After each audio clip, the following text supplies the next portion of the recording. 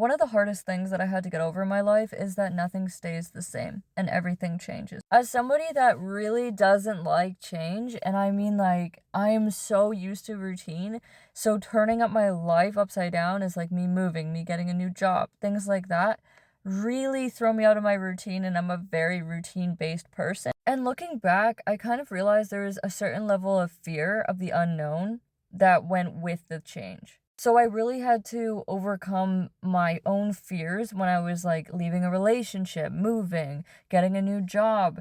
And most of the time, what I was so scared of happening didn't happen, but my brain does this thing where I have like, I think it's like the worst case scenario.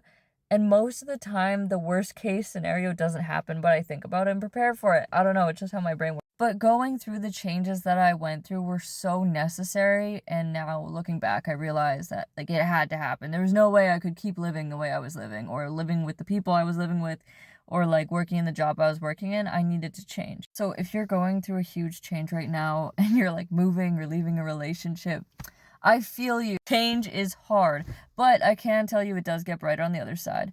And the coolest part about walking away, or I shouldn't say the coolest part, but the biggest part that I learned when I'm walking away from a long-term relationship, because you have that like cushion, you have that background, comfort, safety, whatever you want to call it, and then you venture out on your own, you're like, oh my gosh, it's just me. It's literally just me out here.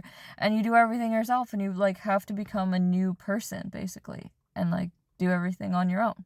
But it brought me some really great experiences, and I also learned like I'm pretty freaking strong on my own. I can do a lot on my own. So if you're anything like me and you're a routine-based person and you struggle with change, I feel you, but I can promise you it does get better. You may be a wobble for a little bit and kind of like try and find your feet, but once you do, it's all good. So don't run from change. It might be the best thing for you.